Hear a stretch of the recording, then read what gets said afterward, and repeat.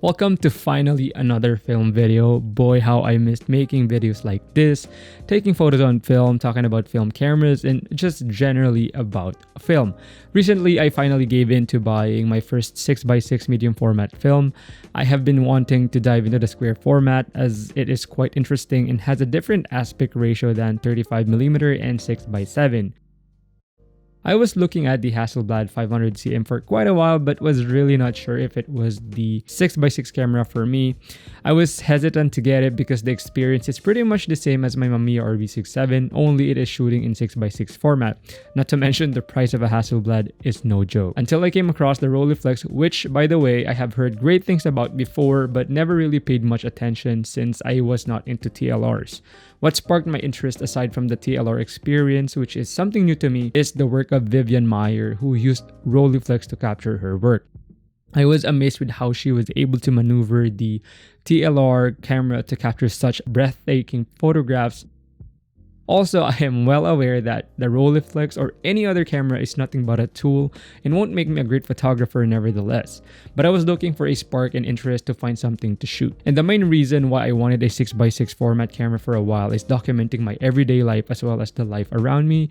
And also, I was able to get the Rolleiflex for a very good bargain which I could not pass up on. My first impressions on the camera after shooting with it for the first time was that the camera was very easy to walk around with. It is not cumbersome to shoot handheld compared to my Mamiya RB67, which is quite heavy. The camera is very intuitive to use and the dials are placed exactly where my fingers are. It also has a built-in light meter which is surprisingly accurate. I have shot all my shots entirely on this camera's built-in light meter and they all turned out properly exposed. And as the name suggests, it is a twin lens reflex camera, hence TLR, meaning there is a viewing lens and a shooting lens.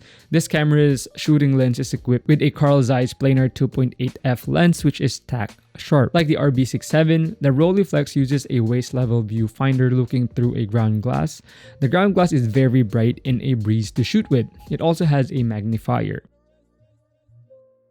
The right side of the camera has the film advance lever as well as the film counter. And on the left, it has the light meter reading indicating correct exposure when both pointers line up.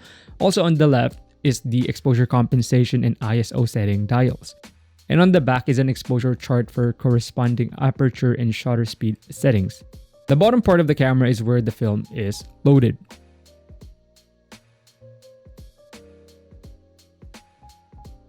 I shot 3 rolls for my test shots. I shot Lomo 800, Kodak Gold 200, and Ilford HP5 400, which was pushed 2 stops. The night shots were mostly taken 1/15 of a second shutter speed and handheld.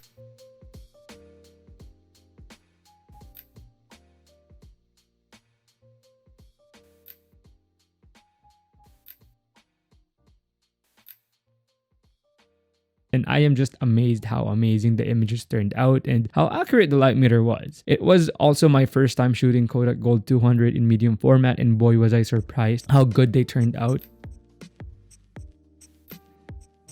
The skin tones look really amazing on the portraits.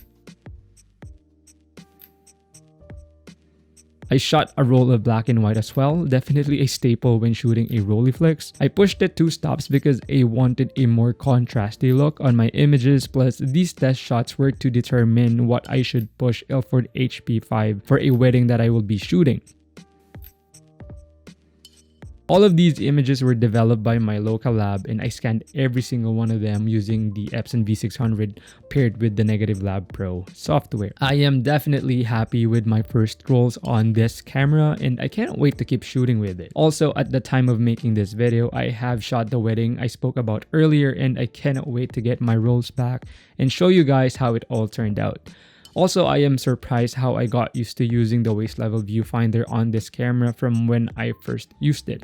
I was relatively slow composing at it at first, but during the wedding, I was pretty adjusted and I was able to compose a little bit faster.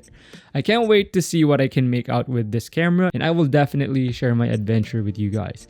Anyway, I hope you guys did enjoy this video as much as I did and until next time, stay safe, keep shooting, peace.